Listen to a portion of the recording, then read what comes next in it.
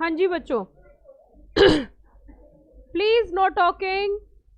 देखिए भाई और बहनों, आज जो हमारा चैप्टर है वो है रजिस्ट्रेशन एक्ट 1908। चैप्टर का नाम देख लीजिए, चैप्टर का नाम है रजिस्ट्रेशन, द रजिस्ट्रेशन एक्ट 1908। अगर इस चैप्टर की हम बात करें तो ये अपने आप में एक बहुत अच्छा और बहुत इंपॉर्टेंट चैप्टर है। कुछ प्रोविजन हम इसके यहाँ पर आज डिस्कस करेंगे, उस चैप्टर के अंदर कवर किए जाएंगे। सबसे पहली बात, इसमें एक वर्ड यूज हुआ रजिस्ट्रेशन। नाउ रजिस्ट्रेशन का मतलब क्या होता है? रजिस्टर करना, डिटेल सबमिट करना और एक नंबर लेना, यस और नो, यही तो होता है रजिस्ट्रेशन। तो रजिस्ट्रेशन जो यहाँ पर होगा या रजिस्ट्रेशन की जो हम यहाँ पर बात करेंगे वो थोड़ा सा समझने की ज़रूरत है कि सबसे पहली बात, रजिस्ट्रेशन एक्ट की क्या ज़रूरत आन पड़ी, रजिस्ट्रेशन एक्ट क्यों पिक्चर में आया, रजिस्ट्रेशन की क्या ज़रूरत थी और रजिस्ट्रेशन किसका होना है।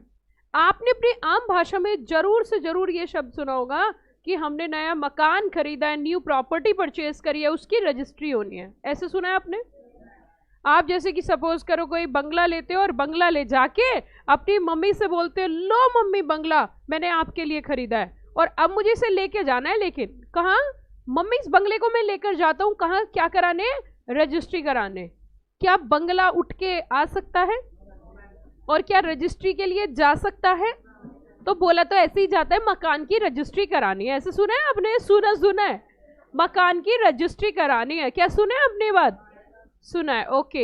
एक्चुअली मकान की रजिस्ट्री नहीं होती, मकान के डॉक्यूमेंट्स की रजिस्ट्री होती है। किसकी रजिस्ट्री होती है? मकान के डॉक्यूमेंट्स की रजिस्ट्री होती है। पहले तो लैंग्वेज करेक्ट करनी है, एरर करेक्ट करना है। मकान की रजिस्ट्री नहीं होती, प्रॉपर्टी की रजिस्ट्री नहीं होती, प्रॉपर्टी के डॉक्यूमेंट की रजिस्ट्री होती है। इट मीन्स प्रॉपर्टी के डॉक्यूमेंट्स रजिस्टर किए जाते हैं, ना कि प्रॉपर्टी। अब मुद्दा उठता है कि रजिस्ट्री किस किस प्रॉपर्टी के डॉक्यूमेंट की रजिस्ट्री कराई जाएगी, पहला क्वेश्चन। दूसरी बात, रजिस्ट्री क्यों कराई जाएगी, दूसरा क्वेश्चन। रजिस्ट्री कहाँ कराई जाएगी, तीसरा क्वेश्चन। रजिस्ट्री कितने दिन में कराई जाएगी, चौथा क्वेश्चन। रजिस्ट्री कौन कराने जाएगा, पांचवा क्वेश्चन। सबसे पहला क्वेश्चन हमारे दिमाग में चला कि रजिस्ट्रेशन की क्या जरूरत पड़ी, रजिस्ट्रेशन क्यों कराया जाता है, क्यों प्रॉपर्टी के डॉक्यूमेंट्स का रजिस्ट्रेशन कराया जाता है। सबसे पहले ये समझते हैं बच्चों, हुआ क्या कि एक मिस्टर टॉमी था, एक नंबर का झूठा इंसान, बड़ा हो गया, आयु हो गई 26 साल, शादी का समय आ गया। एक नंबर का फ्रॉड इंसान, एक नंबर का झूठा इंसान। लड़की वाले आए, बोलने लगे, टॉमी तेरे पास क्या है? टॉमी बोला, मेरे पास गाड़ी है, बंगला है और मेरे पास माँ है। अच्छा, इसके अलावा तेरे पास क्या है? कि आप जहां खड़े हो वहां से लेके दूर दूर तक जो आपकी नजर जाती है ये सारी संपत्ति टॉमी की है। ऐसा टॉमी ने बोला। लड़की वाले खुश हो गए, लड़की वाले खुश हो गए, लड़के के पास बड़ी संपत्ति है। बड़ी संपत्ति है क्या? कैसे कैसे काउंटिंग करवाई कि जिस जगह आप खड़े हो ना सर, आप यहां से दूर तक जहां तक आपकी निगाहें जाती हैं वो सब अपना टॉमी का है। अच्छा ठीक है जी। अब मुद्दा उठता है, क्या इस टॉमी के ऊपर विश्वास कर लेना चाहिए? क्या इसकी बात को सत्य मान लेना चाहिए? क्या दुनिया में इतने सीधे इंसान है जो कहेंगे सच कहेंगे, सच के सिवा कुछ नहीं कहेंगे? ऐसा नहीं है भाई और बहनों, आपको आंख बंद करके अंधविश्वास नहीं करना चाहिए। टॉमी ने जो बोला उसकी बात की कंफर्मेशन करनी पड़ेगी। कंफर्मेशन कहाँ होगी कि प्रॉपर्टी कहाँ है? जो मैं आपको बताने जा रही हूँ, जो किस्सा मैं आपको सुनाने जा रही हूँ, वो किस्सा पूरा चैप्टर है, ध्यान रखना। कि प्रॉपर्टी कहाँ है तेरी? कि मेरी प्रॉपर्टी तो नोएडा सिचुएटेड है जी।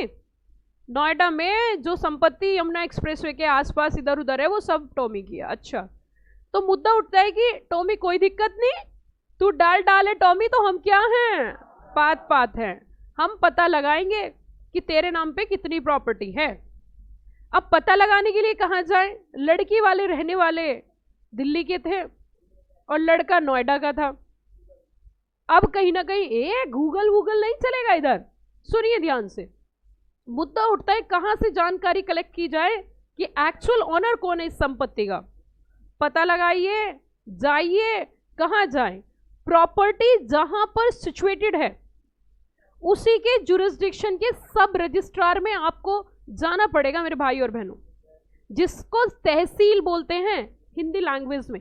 तो तहसील में तहसीलदार होते हैं, वहां पे कुछ बुक्स मेंटेन की जाती हैं, उन बुक्स में रिकॉर्ड होता है और वहां पर नाम मेंशन होता है।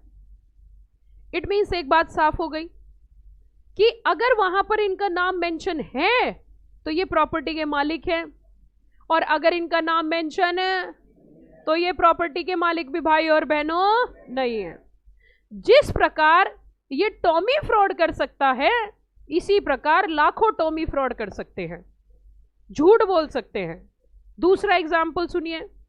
बच्चों, हमने बड़ी मेहनत की कमाई से, बहुत हार्ड वर्क करके, लेट के हमने बच्चों को पढ़ाया, बैठ के हमने पढ़ाया, बड़ी मेहनत करी, और उसके बावजूद हमने एक बिल्डिंग खरीदी। बच्चों अब सुनना हमारी क्या गलती है। एक बिल्डिंग खरीदी बच्चों, पूरी बिल्डिंग ऊपर से नीचे तक खरीद ली भगवान की दुआ से। खरीदने के बाद हमने बच्चों को पढ़ाना स्टार्ट कर दिया। हम बच्चों को पढ़ा रहे थे और बड़े खुश थे। उसी के साथ साथ एक व्यक्ति आता है, बच्चों को बोलता है बच्चों नीचे चलो, बच्चों नीचे चलो। हमें बड़ा दुख हुआ, तू हमें बोलता, हमारे बच्चों को तूने कैसे बोला? बोलता है हमने कहा जी ये तो बिल्डिंग हमने खरीद ली है। कि तुमने खरीदी नहीं है, बिल्डिंग का मालिक तो मैं हूं। आप बताओ क्या करना चाहिए? इसको मार देना चाहिए, छोड़ देना चाहिए? लेकिन बच्चों एक दिक्कत हो गई थी। दिक्कत क्या हो गई? अब सुनिए ध्यान से, ऐसा नहीं है, रजिस्ट्री तो हमने करानी थी। अब सुनिए अगली बात। हमने कहा जिसकी प्रॉपर्टी पहले थी उसका नाम था टॉमी। क्या नाम था? हमने कहा ए टॉमी, तेरी अंदर आने की हिम्मत कैसे हुई? बोलता है ये प्रॉपर्टी मेरी है। हमने कहा जी कैसे? कि ऐसे कि तुमने इसकी रजिस्ट्री नहीं कराई। हमने कहा औकात में रहना टॉमी, औकात में रहना। कि क्यों? कि प्रॉपर्टी की जो रजिस्ट्री होती है ना, ढंग से पढ़ ले जना, हमें मत चैलेंज करना, ढंग से पढ़ ले। प्रॉपर्टी जो रजिस्ट्री होती है उसका टाइम डिफाइन है, और अभी हमें प्रॉपर्टी खरीदे हुए 4 महीने नहीं हुए, अभी सिर्फ 2 महीने हुए हैं। जैसे आए वैसे ही चले जा। और हमारी क्लास के बच्चे उसे बोलते टॉमी के लौट के बुद्धू घर को जान बची तो, क्योंकि उसको पूर्ण ज्ञान नहीं है। तो ध्यान दो बच्चों, इसका मतलब एक बात साफ हो गया कि प्रॉपर्टी रजिस्ट्रेशन कराने का भी समय सीमा होती है। कि अगर आपने कोई प्रॉपर्टी परचेज करी तो कितने दिन के अंदर उसकी रजिस्ट्री हो जानी? प्रॉपर्टी की रजिस्ट्री बच्चों 4 महीने के अंदर हो जानी चाहिए, नियम है। वैसे तो मैं आपको सारे के सारे प्रोविजन पढ़ाऊंगी, एक एक प्रोविजन पढ़ाऊंगी, लेकिन सुनने की बात यह है कि पहले हम इस चैप्टर के पूरा रूट मैप समझेंगे। इट मीन्स ये नहीं है कि प्रॉपर्टी परचेज करी और हैंड टू हैंड रजिस्ट्री करा दी। हैंड टू हैंड क्या करा दी? रजिस्ट्री। रजिस्ट्रेशन का भी समय सीमा डिफाइन है, देयर इज टाइम डिफाइंड कि मैक्सिमम टाइम कितने दिन में आप उसकी रजिस्ट्री करा सकते हो। अगला मुद्दा समझिए, अगली एक और पॉइंट समझिए। रजिस्ट्री कराने के लिए किसको जाना पड़ेगा और कहां जाना पड़ेगा, यह भी एक मुद्दा है कि रजिस्ट्री कराने के लिए किसको जाना पड़ेगा और कहां जाना पड़ेगा। मिस्टर ए के नाम प्रॉपर्टी है, उसने छोटे भाई से कहा भाई तू चला जाना रजिस्ट्री कराने। ऐसा नहीं चलेगा भाई और बहनों। रजिस्ट्री कराने के लिए कौन लोग अपीयर हो सकते हैं? पर्सनल अपीयरेंस चाहिए होता है। क्या चाहिए होता है? Personal appearance. बोले तो कहां जाना पड़ेगा? तहसील। ओ कौन सी तहसील रे? जहां प्रॉपर्टी सिचुएटेड है उसी के दायरे में जो तहसील आती है वहां पर आपको प्रॉपर्टी का रजिस्ट्रेशन कराने जाना पड़ेगा। Are you got the point? अगली बात उठती है कि जैसे हम रजिस्ट्रेशन की बात कर रहे हैं, हम रजिस्ट्री कराने की बात कर रहे हैं, तो क्या हर प्रॉपर्टी की रजिस्ट्री करानी पड़ेगी? क्या हर डॉक्यूमेंट की रजिस्ट्री करानी पड़ेगी? या कुछ डिफाइंड डॉक्यूमेंट्स हैं उनकी रजिस्ट्री करानी पड़ेगी? ये भी एक बहुत बड़ा सवाल है। आपको मैं सेक्शन के थ्रू भी पढ़ाऊंगी, लेकिन प्लीज प्लीज पहले चैप्टर का रूट मैप समझ लो। कुछ नहीं लिखवाऊंगी आज। Each and everything is mentioned in your notes as well as maintain a crux summary. Crux summary बनाएंगे, एग्जाम के क्वेश्चंस भी करेंगे, लेकिन अभी तुम्हें सिर्फ और सिर्फ मेरी कुछ बातें सुननी है, समझनी है, चैप्टर का रूट मैप समझना है, और अब फिर देखो आपको कितना मजा आएगा। अब अगली बात सुनिए जी, मिस्टर टॉमी की शादी हो गई। अच्छा, ये टॉमी कौन है वैसे जानते तुम? ये हमारे बैच का एक डीम्ड इंसान है मिस्टर टॉमी। ओके, अच्छा जी बच्चों, टॉमी की हो गई शादी, और शादी होने के बाद बीवी को टॉमी ने गिफ्ट किया एक बंगलो। ओ माय गॉड, जैसे टॉमी यही है, ओ माय गॉड। तो बंगलो गिफ्ट किया, एक फ्लैट गिफ्ट किया, सपोज एक फ्लैट गिफ्ट किया 5 BHK। अब गिफ्ट किया तो बीवी तो खुश हो गई, अरे वाह अरे वाह, बीवी के नाम करा दिया फ्लैट, बीवी खुश हो गई। After some time there is a dispute between Mister Tommy and wife. बड़े दुख के साथ सूचित किया जाता है कि अब पति पत्नी एक साथ नहीं रहेंगे, सहमति से दोनों ने अलग होने का फैसला लिया है। लेकिन बीवी तो बहुत सीधी थी, बड़ा विश्वास करती थी अपने पति पर, और विश्वास करते करते ही उसने फ्लैट की रजिस्ट्री नहीं कराई। गिफ्ट में मिला था भाई, सोचा पति एंड पत्नी both are the same person, लेकिन पति ने ऐसा रिश्ता नहीं निभाया। अब मुद्दा उठता है, आप बताइए भाई और बहनों, क्या ये जो फ्लैट है इसका मालिक टॉमी या टॉमी की पहली बीवी? ये ऐसे क्यों बोल रहे? गिफ्ट में दिया था, गिफ्ट में दिया था, इमूवेबल प्रॉपर्टी थी, गिफ्ट करी थी। क्या गिफ्ट की भी रजिस्ट्री करानी जरूरी है? क्या इमूवेबल प्रॉपर्टी अगर गिफ्ट में दिया जाएगा तो दिल से नहीं सोचना, किससे सोचना है? दिमाग से, क्योंकि रजिस्ट्रेशन एक्ट 1908 बोलता है चाहे कोई गिफ्ट है या विफ्ट है, वॉट एवर भी, आपको सभी चीजों की क्या करानी जरूरी है बच्चों? रजिस्ट्री करानी जरूरी है, आपको रजिस्ट्री करानी जरूरी है। Instrument of gift of immovable property, instrument of gift of immovable property, आपको इसकी रजिस्ट्री करानी अति आवश्यक है। अगर आपने इसकी रजिस्ट्री नहीं कराई तो आपका इस प्रॉपर्टी के ऊपर कोई मालिकाना हक नहीं है। Got the point? अच्छा, रजिस्ट्री कराने का एक और रीजन समझिए। रजिस्ट्री कराने का एक रीजन है इंफॉर्मेशन देना पब्लिक एट लार्ज को, लीगल राइट्स एंड ऑब्लिगेशन के बारे में, कि हम इस संपत्ति के मालिक हैं और इस संपत्ति के ऊपर हमारा अधिकार है। इस चीज का राइट भी आपके पास तभी आता है, लीगल राइट तभी आता है, जब आप सरकार के सामने सरकारी दफ्तर में जाके अपने आप को अपीयरेंस करते हो। वहां पर दोनों पक्ष होते हैं, दोनों पार्टीज होती हैं, अपने अपने सिग्नेचर करते हैं, इवन वहां तो थंब इंप्रेशंस भी होते हैं। हाँ, थंब इंप्रेशंस भी होते हैं, उसी के साथ फोटो क्लिक होता है, प्रॉपर डॉक्यूमेंटेशन होता है। अच्छा, मुझे एक बात बताओ, मान के चलिए हम बहुत प्रैक्टिकल सी बातें कर रहे हैं, आपको भी ये सब नॉलेज हो जाएगी जब आप बड़े हो जाओगे। बड़े इन द सेंस अभी हम छोटे बच्चे हैं, हाँ अभी आप छोटे बच्चे हो, अब से 10 साल के अंदर आपको नॉलेज हो जाएगी, क्योंकि आप खुद से सेल्फ फ्लैट परचेज करोगे, प्रॉपर्टी परचेज करोगे, तो फिर आप वहां पर रजिस्ट्री कराने जाओगे। Please no talking. देखो मेरी बात समझो, सारी चीजें मैं आपको स्टेप बाय स्टेप सिखा रही हूँ, मेरा काम बहुत बड़ा है, इतने सारे बच्चों को चीजें सिखाना ये बहुत बड़ी बात होती है। आता सबको है लेकिन सिखाया नहीं जाता। सुनिए ध्यान से। अब मैं जो यहाँ पे आपको बता रही थी कि मान के चलो हमने कोई प्रॉपर्टी खरीदी, प्रैक्टिकल समझना, हमने कोई प्रॉपर्टी खरीदी, हम कागज लेके चले चले चले चले, कहाँ चले? ये डिस्को नहीं, तहसील चले। तहसील में गए, सारे डॉक्यूमेंट्स उधर जमा करे, कर दिए जमा, साइन करे, सब फॉर्मेलिटीज पूरी हो गई। क्या अचानक से प्रॉपर्टी तुम्हारे नाम चली जाएगी उसी दिन? सोच के बताना, आंसर सोच के देना थोड़ा सा। क्या प्रॉपर्टी हैंड टू हैंड आपकी, आप लीगल ओनर हो जाओगे? डॉक्यूमेंट सबमिट करने के बाद वहां पर वो भी अपनी इंक्वायरीज कंप्लीट करते हैं, सारी चेकिंग करते हैं, ऑथेंटिकेशन करते हैं, उसके बाद आपकी फुल रजिस्ट्री होती है। Got the point?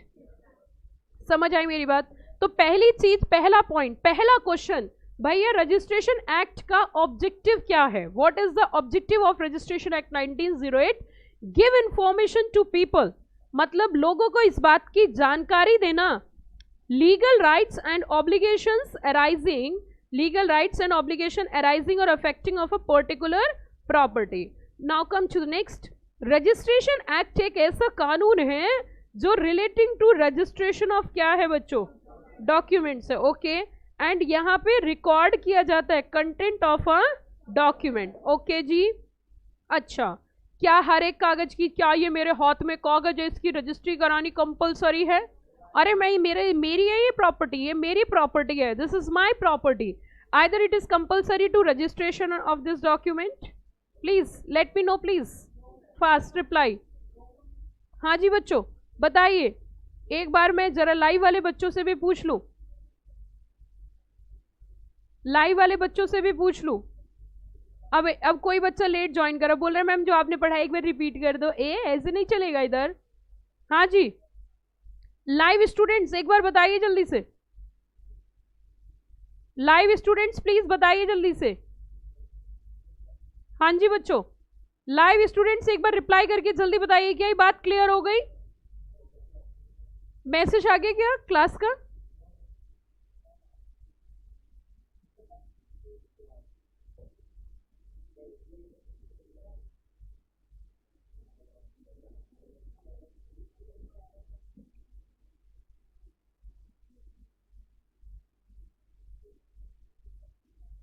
चलिए कोई बात नहीं बच्चों, कुछ ज्यादा खास, चलिए कुछ कोई बात नहीं, आ जाइए वापस आ जाइए।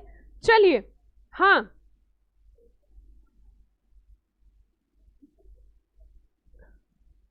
अब देखिए बच्चों, ये जो रजिस्ट्रेशन एक्ट 1908 है, रजिस्ट्रेशन एक्ट 1908 है, प्लीज ध्यान दीजिए बात पर, प्लीज ध्यान दीजिए, ध्यान दीजिए। इसके अंदर दो सेक्शन है, एक है सेक्शन नंबर 17 और एक है सेक्शन नंबर 18। कौन कौन से सेक्शन है?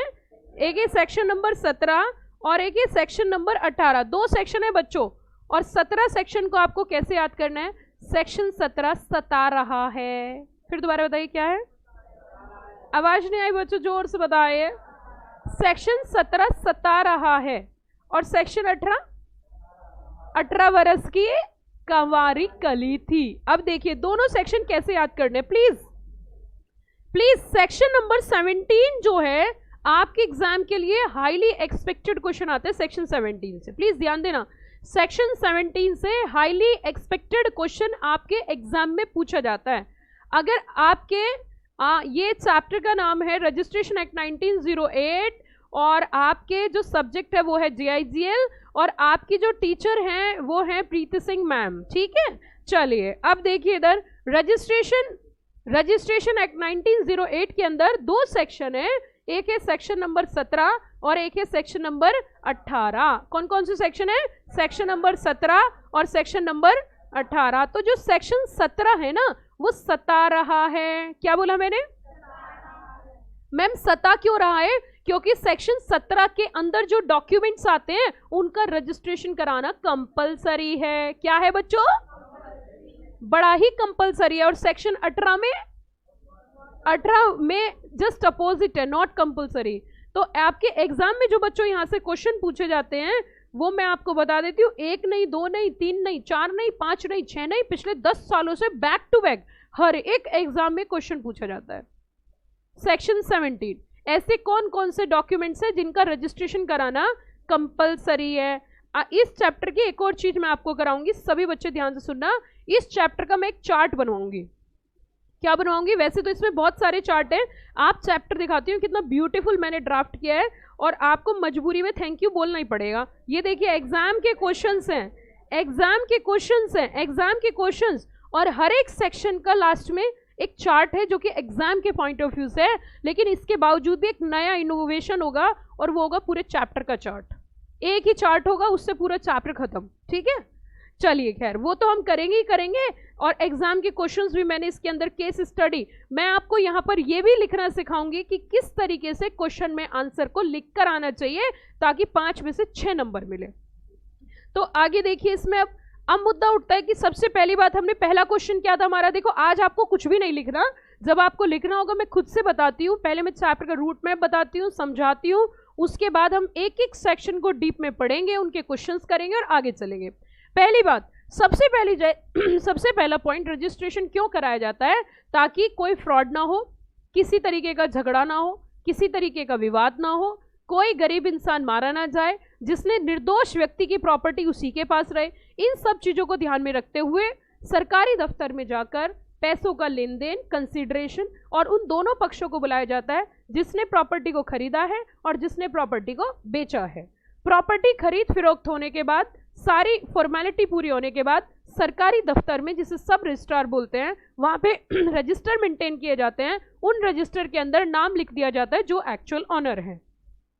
इस चैप्टर के अंदर हमें जो प्रोविजन बताए जाएंगे एक लॉ के स्टूडेंट के पॉइंट ऑफ व्यू से, वो क्या क्या बताए जाएंगे। एक प्रोविजन यहाँ पे समझाया जाएगा, ऐसे कौन कौन से डॉक्यूमेंट्स हैं जिनका रजिस्ट्रेशन कराना कंपलसरी है। तो वो है सेक्शन नंबर 17, जिसके अंदर हम समझेंगे कि ऐसे डॉक्यूमेंट्स जिनका रजिस्ट्रेशन क्या है, कंपलसरी है। सेक्शन 18 17 का एकदम अपोजिट होगा, जहां पर कुछ ऐसे डॉक्यूमेंट्स नजर आएंगे जिनका रजिस्ट्रेशन कराना कंपलसरी नहीं है। इस चैप्टर के अंदर एक खास पॉइंट जो एग्जामिनर का फेवरेट क्वेश्चन है वो है गिफ्ट ऑफ इमूवेबल प्रॉपर्टी। वो सेक्शन 17 जब मैं डीप में पढ़ाऊंगी तो आपको उसके बारे में डीप में ही समझाऊंगी और क्वेश्चन भी कराऊंगी। वैसे मैंने आपको बताया अगर गिफ्ट के रूप में इमूवेबल प्रॉपर्टी आपको मिली है तो उसका रजिस्ट्रेशन कराना बहुत ज़्यादा कंपलसरी है, ठीक है। वैसे ही बात मैंने आपको बता दिया। मुद्दा नंबर 2, मुद्दा उठता है कि रजिस्ट्रेशन कराने की समय सीमा क्या होनी चाहिए। लाइक रजिस्ट्रेशन कितने दिन के अंदर करा देना चाहिए। अब इसमें अलग अलग पहलू पे हम बात करेंगे। सबसे पहली बात, अगर मान के चलिए प्रॉपर्टी जो है आपने इंडिया में खरीदी और इंडिया में उसका रजिस्ट्रेशन कराने का टाइम जो है वो 4 महीने है। अब कई बार क्या होता है कि जो आपका रजिस्ट्रेशन में जो पार्टीज हैं वो एक से ज़्यादा है, सेवरल एग्जीक्यूटेंट है। क्या शब्द बोला मैंने, सेवरल एग्जीक्यूटेंट है। तो वहां से क्या चेक किया जाएगा, वहां से चेक किया जाएगा 4 months from the date of each execution. क्या बोला मैंने, 4 months from the date of each execution.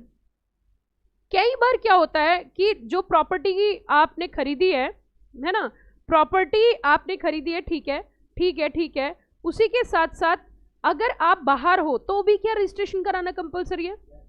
कितने बच्चे कहते हैं,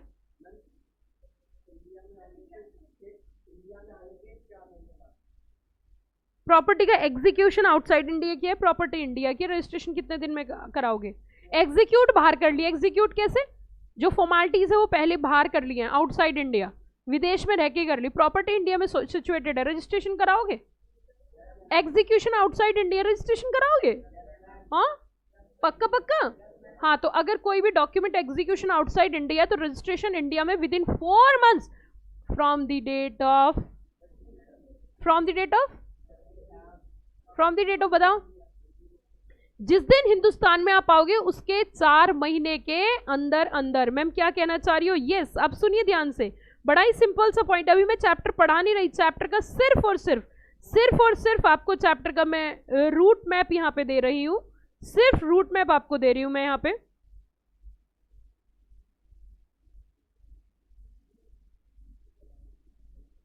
ये देखिए, डॉक्यूमेंट एग्जीक्यूटेड आउटसाइड इंडिया।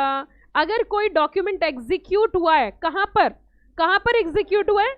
अच्छा मैम प्रॉपर्टी कहाँ है, आउटसाइड इंडिया। प्रॉपर्टी मैम कहां पर है, आउटसाइड इंडिया। तो property outside India, execution outside India. हमारे दिमाग में खुजली है कि हम यहाँ डॉक्यूमेंटेशन करेंगे। हाँ बताइए ना सोच समझ के। एक बच्चा बोलता है मैम मान के चलिए हमारी प्रॉपर्टी लंदन में है, हाँ, और हमने एग्जीक्यूशन भी वहीं कर लिया, तो मैम उसकी भी रजिस्ट्री करानी है। सोच के बताइए ना आंसर, बताइए ना। Property situated in London, mister A ने प्रॉपर्टी लंदन में खरीदी, वहीं एग्जीक्यूट कर दिया, रजिस्ट्रेशन इंडिया में होगा, नेवर एवर।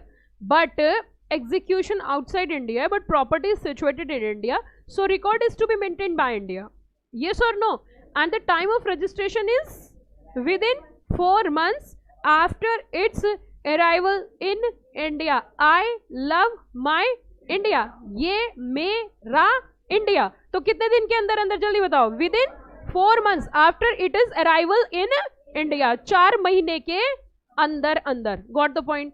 अच्छा क्या हुआ, अब सुनो ध्यान से। रजिस्ट्री कराने जाना था, रास्ते में एक बड़ा ही काटने वाला डॉग मिला और उसने उसको, वैसे अगर हिंदी में बोले थोड़ा अजीब सा लगता है, डॉग ने काट लिया और वो रजिस्ट्रेशन कराने जा रहा था। 4 महीने का टाइम निकल गया, क्या रजिस्ट्री हो जाएगी? सोच के बताइए, क्या रजिस्ट्री हो जानी चाहिए? कुत्ते ने काट लिया है, रजिस्ट्री हो जानी चाहिए? हाँ, क्या एक्स्ट्रा टाइम मिलना चाहिए, नहीं मिलना चाहिए? 4 महीने के अलावा एक्स्ट्रा 4 महीने का और टाइम मिल सकता है, 4 महीने का और टाइम मिल सकता है। It means extension will be possible, extension possible है, एक्सटेंशन पॉसिबल है भैया, एक्सटेंशन पॉसिबल है, लेकिन मैक्सिमम टू मैक्सिमम कितने महीने? 4 मंथ्स। अच्छा, हर किसी केस में भैया 4 महीने ही चल रहे हैं, 4 महीने। टाइम, ओरिजिनल टाइम कितना है रे? 4 मंथ्स। 4 मंथ्स कहां से? From the date of execution, from the date of, समझ आया? Date of execution. It means basic सी बात, सीधी सीधी, अभी तो हम सेक्शन पढ़ ही नहीं रहे, अभी तो बस हम रूट मैप पढ़ रहे हैं कि कोई भी डॉक्यूमेंट अगर प्रॉपर्टी लोगे तो उसका रजिस्ट्रेशन कराने का टाइम 4 महीने है, चाहे आप अकेले हो, चाहे आपके साथ कई लोग हैं, या फिर आप आउटसाइड इंडिया एग्जीक्यूट करके लाए हो, तो भी 4 ही महीने का टाइम है। समझ आया? अब मुद्दा उठता है कि प्रॉपर्टी जो है उसकी प्लेस ऑफ रजिस्ट्रेशन क्या होना चाहिए? क्या बोला मैंने? प्लेस ऑफ रजिस्ट्रेशन कहाँ, क्या होना चाहिए, किस जगह उसकी रजिस्ट्री होनी चाहिए आपके हिसाब से? कहाँ कहाँ होनी चाहिए? हाँ जी बच्चों, प्लेस ऑफ रजिस्ट्रेशन क्या होना चाहिए? भैया प्रॉपर्टी सिचुएटेड गुड़गांव में है, रजिस्ट्री दिल्ली में चाहते हैं, सोच लो, कोई दिक्कत थोड़ी है। प्रॉपर आपको पहले से चैप्टर आता है क्या? अरे मैम रोज का काम है हमारा फ्लैट खरीदना बेचना। अच्छा तो सुनिए, प्रॉपर्टी सिचुएटेड गुड़गांव में है, गुड़गांव में प्रॉपर्टी सिचुएटेड है, और मिस्टर भी चाहते हैं कि प्रॉपर्टी हम बिहार में रजिस्ट्रेशन कराएं, बड़ी अच्छी जगह है। बताइए क्या रजिस्ट्रेशन हो जाएगा? हाँ जी हो जाएगा? नहीं होगा। अच्छा, property situated in London, property situated in London है and he is interested to register in India. दिक्कत क्या है? एक डॉक्यूमेंट ही तो चढ़ाना है, हो जाएगा? Answer no. Reason is very clear कि इंडिया में ही क्या होनी चाहिए? प्रॉपर्टी सिचुएटेड होने। समझ में आ रही है बात? अच्छा एक बात सुनिए, मान के चलिए, अब मैं एक और केस आपके सामने बनाती हूँ। पहली बात तो लॉ ये कहता है कि जहां पर प्रॉपर्टी सिचुएटेड होगा उसी के जुरिस्डिक्शन के जो सब रजिस्ट्रार होंगे वहां पर आपको रजिस्ट्रेशन कराने जाना है। लेकिन कुछ और कहानी सुनिए, एक प्लॉट है और उसका आधा हिस्सा तो गाजियाबाद में आता है और आधा हिस्सा उसका नोएडा में आता है। आधा हिस्सा कहाँ आता है? गाजियाबाद में, और आधा हिस्सा नोएडा में। रजिस्ट्रेशन गाजियाबाद में होगा या फिर नोएडा में होगा? हाँ, जो अच्छा लगे वहां चले जाइए। देखिए क्या लिखा है, देखिए प्लीज प्लीज प्लीज। पहली बात तो सब डिस्ट्रिक्ट चेक किया जाता है यहाँ पे। अब एक बच्चा बोलता है मैम जिस स्टेट में मैम प्रॉपर्टी सिचुएटेड है उसी स्टेट के सब रजिस्ट्रार के पास जाओ, प्रॉपर्टी रजिस्ट्रेशन करा लो। नहीं नहीं, ऐसा नहीं, इसके लिए सब रजिस्ट्रार विद इन सब डिस्ट्रिक्ट, जिसे तहसील बोलते हैं। क्या बोलते हैं? एक होता है जिला, एक होता है तहसील, और एक होती है स्टेट, राज्य। मैम तीनों में क्या अंतर है? राज्य बोले तो मैम राज्य बोले तो मैम डिस्ट्रिक्ट, और डिस्ट्रिक्ट बोले तो मैम सब डिस्ट्रिक्ट, और सब डिस्ट्रिक्ट बोले तो मैम जिला। ऐसे होता है? नहीं समझ में आया? देखो वैसे ये जनरल नॉलेज की बात है। एक होता है राज्य, राज्य बोले तो स्टेट। अच्छा, उसी के साथ साथ हाँ, तो दिल्ली के चीफ मिनिस्टर कौन है? एक बच्चा बोला मैम सलमान खान। तो सुनिए, अब ध्यान दीजिए, प्लीज ध्यान दीजिए। राज्य, डिस्ट्रिक्ट मतलब जिसे क्या बोलते हैं? जिला, और एक होती है तहसील। तो प्रॉपर्टी सिचुएटेड इन, जहां पर भी सिचुएटेड है उसकी क्या? सब डिस्ट्रिक्ट, मतलब तहसील में जाना है। अगले पॉइंट पे ध्यान दीजिए, होल और some portion of relevant property is situated. सारा का सारा या अगर कुछ हिस्सा भी उसका वहां पर सिचुएटेड है, आप वहां पे रजिस्ट्री करा सकते हैं। इसका एक तरीका ये होता है कि अगर कभी कभी प्रॉपर्टी जो है एक बार प्रॉपर्टी अगर आपका कुछ हिस्सा भी कहीं भी सिचुएटेड होता है तो आप किसी भी सब रजिस्ट्रार के पास जा सकते हो। लेकिन आप जब दूसरे सब रजिस्ट्रार के पास जाओगे तो पहले वाले को इंटीमेट कर दोगे सर हम अपनी रजिस्ट्री यहाँ पे करा रहे हैं। अच्छा, एक बार किरण, क्या नाम है आपका? किरण माहौर। अच्छा, क्या मैं आपको किरण पुकार सकती हूँ? बहुत लंबा सा नाम है। हाँ जी, लाइव वाले बच्चे, क्या मैं आपको किरण बोल सकती हूँ? किरण क्या मैं आपको किरण बोल सकती हूँ? किरण, किरण का एक क्वेश्चन है मैम, एक बार पूरा रिपीट कर दो मैम। देखिए सुनिए ध्यान से किरण, मेरी बात सुनिए ध्यान से, कोई दिक्कत वाली बात नहीं है। मैं आपको किरण बोल सकती हूँ? ओके, तो मैं आपको किरण ही बोलूंगी। लाइव में एक बच्चा है, प्लीज आप कहां से बिलोंग करते हो किरण? एक बार जगह का नाम बताइए। एक्चुअली क्या है कि पूरे मथुरा से हो बच्चों? अच्छा, फिर तो मथुरा के बच्चे तो इंटेलिजेंट ही होते हैं। ग्वालियर से हो आप? अच्छा, ग्वालियर से हो, चलिए कोई बात नहीं। ठीक है, बहुत अच्छी बात है Kiran, please no talking, no talking. अब ध्यान देने वाली बात क्या है यहाँ, एक मिनट सुनिए, सुनिए जरा ध्यान से। सबसे पहली चीज हम बात कर रहे हैं किसकी, रजिस्ट्रेशन एक्ट 1908 की। ओके जी, नंबर 1 क्वेश्चन हमने उठाया, रजिस्ट्रेशन क्यों कराना पड़ता है? क्योंकि जब तक हम रजिस्ट्रेशन नहीं कराएंगे तो हमें पता नहीं चलेगा कि प्रॉपर्टी का मालिक कौन है। दूसरी बात, रजिस्ट्रेशन किस जगह कराया जाता है प्रॉपर्टी का? तो रजिस्ट्रेशन कराया जाता है जहां प्रॉपर्टी आपकी बिलोंग करती है, आपकी प्रॉपर्टी सिचुएटेड है उसी एरिया के सब रजिस्ट्रार के पास। मैम रजिस्ट्रार, मैम सब रजिस्ट्रार, रजिस्ट्रार और सब डिस्ट्रिक्ट, ये तो मैम हमने सुना ही नहीं, मैंने अभी आपको समझाया। सब डिस्ट्रिक्ट का मतलब क्या होता है? तहसील। एक होता है डिस्ट्रिक्ट, डिस्ट्रिक्ट के अंडर में ही आती है सब डिस्ट्रिक्ट, वहां पर कराना है। मुद्दा उठता है, कानून कहता है कि जहां भी प्रॉपर्टी आपने खरीदी उसी के एरिया के सब रजिस्ट्रार के पास आपको रजिस्ट्री कराने जाना है। अभी मैंने डीप प्रोविजन नहीं बताया, अभी मैं सिर्फ चैप्टर का आपको क्या समझा रही हूँ, रूट मैप समझा रही हूँ। ठीक है, अब मुद्दा उठता है कि मैम जैसे विल है, मैम जैसे कि विल है, मैम विल मतलब, विल का मतलब क्या होता है? वसीयत। विल का मतलब होता है बच्चों वसीयत। मतलब वसीयत का मतलब क्या होता है मैम? हमने तो वो भी नहीं सुना मैम, हमने सुना ही नहीं मैम। विल का मतलब होता है, लगता है इस लड़के के नाम पे चल रही है विल, तभी इसको नॉलेज है। हाँ सुनिए ध्यान से, ऐसे उठवाएगा क्या उसे, ऐसे घूरे मतलब, हाँ कोई बात नहीं। अब सुनिए ध्यान से, एक्चुअली दादाजी के दो बच्चे हैं दादाजी के, और दोनों लड़के एकदम बेकार, लेकिन जो उनका पोता है वो बड़ा अच्छा है। जो उनका पोता है वो क्या है? बड़ा ही अच्छा है। सुनिए ध्यान से, प्रोविजन समझिए, बड़ा ही सिंपल प्रोविजन है। विल के बारे में समझा रही हूँ। विल का मतलब होता है वसीयत, लेकिन वसीयत क्या होती है उसके बारे में समझते हैं। दादाजी के दो लड़के, दोनों क्या है? दोनों निकम्मे हैं, और जो पोता है वो बड़ा ही अच्छा है। तो अगर दादाजी की हो जाती है डेथ हो जाती है, तो प्रॉपर्टी किसके नाम आ जाएगी?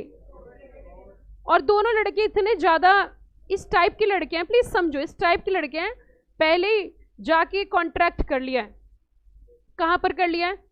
ठंडी बियर यहीं मिलती है, ऐसे जाके ठेके पे कॉन्ट्रैक्ट कर लिया कि तुम मुझे हर महीने मेरा कोटा पूरा करते रहो, मेरे पापा जी के नाम पे बहुत प्रॉपर्टी है, वो तो जाने वाले ऊपर, और सब हम तुम्हें ही दे देंगे, ये जो बगल वाली जमीन है तुम्हारे नाम कर देंगे। आप मुझे बताइए, जब इस बात की जानकारी पहले से ही दादाजी को है, तो क्या वो कभी भी चाहेंगे कि मेरी प्रॉपर्टी मेरे दोनों लड़कों के नाम पे आए? क्या चाहते हैं वो? प्रॉपर्टी किसके नाम पे आए? अगर दादाजी कुछ ना करें, जुगाड़ ना करें, तो प्रॉपर्टी तो चली जाएगी किसके पास? हाँ, दोनों बेटे के पास चली जाएगी। अब सुनिए ध्यान से, ध्यान दीजिए प्लीज, ऐसी बात नहीं करने का। अच्छे बच्चे ना, जो ज्यादा तेज बोलता है ना, इस पे ज्यादा रिस्पॉन्स करता है। मैं इससे चेक करती हूँ कि बच्चा कौन कौन कहाँ कहाँ जाता है। ठीक है, तो जिसका जितना अच्छा रिस्पॉन्स होता है उससे पता चल जाता है कि बच्चे कहाँ कहाँ जाते हैं। मतलब कोल्ड ड्रिंक पीते हैं या पानी पीते हैं या क्या पीते हैं, है ना। चलिए प्लीज सुनिए, ध्यान दीजिए, मुझे पता है, सब पता है, तुम्हें बिना बताए मुझे पता चल जाता है। अगली बात सुनिए, मैं क्या कहना चाह रही हूँ, जो दो लड़के हैं उन लड़कों के नाम पे हम क्या नहीं चाहते? प्रॉपर्टी करना नहीं चाहते हैं डायरेक्ट संपत्ति किसके नाम पे पहुंचे। परंतु लंबी जिंदगी होती है, प्रॉपर्टी अगर डायरेक्ट पोते को दे दी तो हो सकता है पोता रोटी दे या ना दे। लालच दे दिया। लालच कैसा दे दिया? जब तक जीवित हूं संपत्ति मेरी है, और मेरे मरने के बाद संपत्ति मेरे पोते की है। अब सुनिए ध्यान से, क्या जुगाड़ बैठाया? जब तक जीवित हूं प्रॉपर्टी, और मेरे मरने के बाद मेरे पोते की है। लड़के बीच में से क्या हो गए? गायब। उनको ये बात नहीं बतानी, अगर उनको पता चल गई तो वो आतंक मचा देंगे, इसीलिए चुपचाप जाके सब रजिस्ट्रार के सामने रजिस्ट्री करा दी। मुद्दा उठता है, क्या विल के लिए भी कोई टाइम डिफाइन है? Is there is any time defined for registration of will? Answer is no. Will may be presented for registration at any time. Registration of will is optional. एक तो कभी भी जा सकते हैं, और दूसरा मुद्दा क्या उठता है कि विल का रजिस्ट्रेशन कराना क्या है? ऑप्शनल है। Are you got the point? अभी मैं डीप प्रोविजन में नहीं जा रही, अभी सिर्फ चर्चा चल रही है किसके ऊपर? रजिस्ट्रेशन के ऊपर। तो आप मुझे अब स्टेप बाय स्टेप बताइए, क्योंकि ये सारे प्रोविजन हमें नेक्स्ट क्लास से पढ़ने हैं एक एक करके। अभी तो सिर्फ हम समझ रहे हैं, सुन रहे हैं। कि हमें क्या क्या पढ़ना है। तो पहली बात ये बताइए, रजिस्ट्रेशन कराना क्यों पड़ता है, क्या ऑब्जेक्टिव है? टू प्रिवेंट फ्रॉड, है ना, to protect the innocent persons, है ना, to give a message to public at large कि हम इस प्रॉपर्टी के लीगल ओनर हैं, है ना, और to maintain the records at the office of sub registrar. एक बात क्लियर हो गई। दूसरी बात, क्या रजिस्ट्रेशन प्रॉपर्टी का होता है, प्रॉपर्टी के डॉक्यूमेंट्स का होता है? दूसरी बात मुद्दा उठता है कि जो रजिस्ट्रेशन होता है वो प्रॉपर्टी के डॉक्यूमेंट्स का होता है, ना कि प्रॉपर्टी का होता है। क्लियर होगी? अगला मुद्दा, क्या हर एक डॉक्यूमेंट का रजिस्ट्रेशन कराना कंपलसरी है? Answer is no. हम यहाँ पे इस चैप्टर के अंदर पढ़ेंगे सेक्शन नंबर 17 और सेक्शन नंबर 18। सेक्शन 17 के अंदर जो डॉक्यूमेंट्स मेंशन है सिर्फ उन्हीं का रजिस्ट्रेशन कंपलसरी है, अदरवाइज आपकी चॉइस है। सेक्शन 18 जस्ट अपोजिट है 17 का, जहां पर रजिस्ट्रेशन करा भी सकते हैं और नहीं भी करा सकते। फिर उसके बाद अगला क्वेश्चन आया कि रजिस्ट्रेशन कराने की समय सीमा क्या होगी, तो 4 मंथ्स का टाइम आया, 4 months from the date of execution. क्या बोला मैंने? एग्जीक्यूशन। इसके ऊपर एग्जाम के क्वेश्चंस आते हैं, वो सारे एग्जाम के क्वेश्चन मैं आपके साथ डिस्कस करूंगी। उसी के साथ अगर मान के चलिए केस ऐसा बनता है कि प्रॉपर्टी का एग्जीक्यूशन आउटसाइड इंडिया हुआ है, तो रजिस्ट्रेशन कराने का टाइम क्या होगा? तो मुद्दा उठा 4 महीने, 4 months from the date of arrival in India. मुद्दा उठता है कि अगर एग्जीक्यूटेंट्स एक से ज्यादा हैं, then again a 4 months from the date of each execution. Is it condonation is allowed? Condonation का मतलब होता है क्या 4 महीने में अगर नहीं करा पाए तो उसके बाद करा सकते हैं? आंसर इज यस, हो सकता है, लेकिन उसके कुछ जेन्युइन ग्राउंड्स होने चाहिए, सफिशिएंट रीजंस होने चाहिए।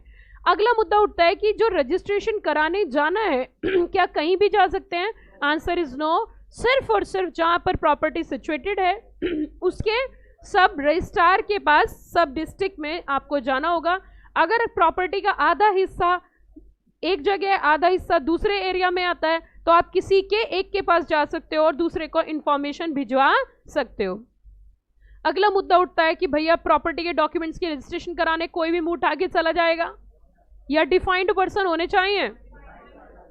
जो एग्जीक्यूटेंट है वो जो क्लेम कर रहा है वो, उसी के बाद वो जिंदा नहीं, वो मर गया, तो उसके रिप्रेजेंटेटिव, असाइनी या फिर agent of such person, agent of such person, ये सब लोग होते हैं। अच्छा एक बात बताओ, मान के चलो डॉक्यूमेंट लेके गए और डॉक्यूमेंट ले जाके जमा कर दिए, डॉक्यूमेंट ले जाके जमा कर दिए रजिस्ट्रेशन ऑफिस में, तो क्या प्रॉपर्टी की रजिस्ट्री हो गई हैंड टू हैंड? जा सिमरन जा, तू जी ले अपनी जिंदगी, तेरी प्रॉपर्टी रजिस्टर हो गई। Is it possible? नो। क्या की जाएगी?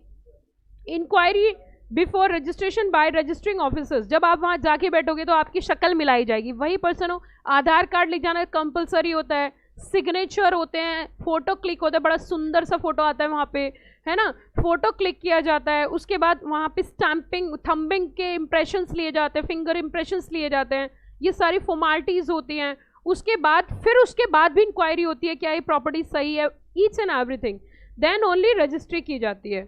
उसी के साथ साथ प्लीज नो टॉकिंग। अगली बात सुनिए, अगली आपके सामने, वैसे अभी ये मेरी पहली क्लास है जिसमें मैं रूट मैप समझा रही हूँ, अभी मैंने प्रोविजन नहीं समझाया, लेकिन आपके सामने एक प्रॉब्लम रखती हूँ। प्रॉब्लम क्या है जरा सुनो, प्रॉब्लम समझिए पहले। अगर आप इंटेलिजेंट बच्चे होंगे तो आज पहली क्लास में क्वेश्चन कर जाओगे, ठीक है ना? आप सुनिए ध्यान से, प्लीज समझिए ध्यान से क्या कहना चाह रहा है। मान के चलिए एक प्रॉपर्टी है, ठीक है, एक प्रॉपर्टी है और उसको 2 लोगों ने एग्जीक्यूट किया है, ठीक है। रजिस्ट्रेशन का टाइम तो 4 महीने होता है। अब जरा मैं आपके सामने केस रखती हूँ। आप किरण ये बताइए क्या आप समझ में आ रहा है? किरण समझ आ रहा है? किरण, ग्वालियर वाले किरण समझ आ रहा है? यस। कानपुर वाले कौन थे? वो कानपुर वाले थे ना एक, वो दुबे, कानपुर वाले विकास दुबे। अच्छा किरण आप बताइए क्या आपको समझ में आ रहा है? समझ आ रहा है किरण? ओके किरण, चलिए अगला। अब आप क्वेश्चन समझिए प्लीज। जो बच्चा इस क्वेश्चन को सॉल्व कर देगा वो समझ लेना, या तो वो बहुत इंटेलिजेंट है या जो उसको पढ़ा रहे हैं वो बहुत इंटेलिजेंट है। अब सुनिए, ध्यान दीजिए। Gautam executed a document on 20 अक्टूबर 2007। कौन सी तारीख को? In favour of Thomas. Okay ठीक है जी, मन नहीं भरा। देर आफ्टर, उसके बाद Gotham executed another document on 1st of December 2007 in favor of Peter. In favor of Peter. Okay, in favor of Peter. But मुद्दा उठता है इन द सेम प्रॉपर्टी. मुद्दा क्या उठता है जरा बताना. पहले किसके साथ एग्जीक्यूट कर दिया और बाद में किसके साथ किया. पीटर. अच्छा जी. आगे देखिए. द डॉक्यूमेंट बिटवीन, अगला पॉइंट समझना प्लीज, ध्यान देना पॉइंट पे. अगला पॉइंट समझना जरा. The document between Gautam and Thomas was registered 15 October 2008. It means पहला थॉमस और गौतम के बीच में कब रजिस्टर हुआ.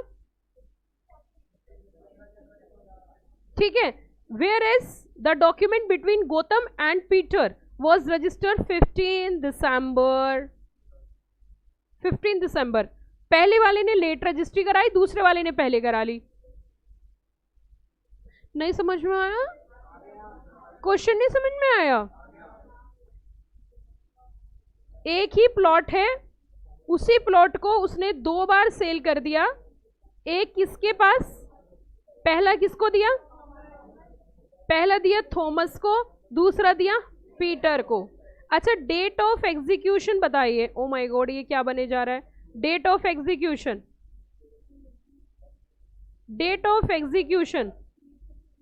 And date of registration.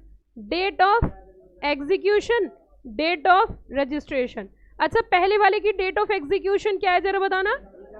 20 October, 20 October. Okay. And इनकी डेट ऑफ रजिस्ट्रेशन क्या है, 15 जनवरी. ठीक है. इसी तरीके से इनकी डेट ऑफ एग्जीक्यूशन क्या है, इनकी डेट ऑफ एग्जीक्यूशन है बच्चों 1 दिसंबर, और इनकी डेट ऑफ रजिस्ट्रेशन क्या है 15 दिसंबर. कहानी आपके सामने है. हाँ जी, कौन सा प्रिवेल करेगा. कितने बच्चे कहते हैं थॉमस के फेवर में प्रॉपर्टी जाएगी और कितने बच्चे कहते हैं पीटर के फेवर में जाएगी. हाँ जी, थॉमस वाले हाथ उठाएं. थॉमस वाले हाथ उठाइए. अरे वो अच्छा, थॉमस वालों ने हाथ उठा लिया. पीटर वाले हाथ उठाएं. पीटर वाले हो, कुछ बच्चे ना इधर के ना उधर के, हम तो किधर के भी नहीं. हाँ जी, date of execution and date of registration. How many students से कि थॉमस के फेवर में जाएगी. ये वाले कौन से हैं. अच्छा, हाउ मेनी स्टूडेंट्स से पीटर के फेवर में जाएगी.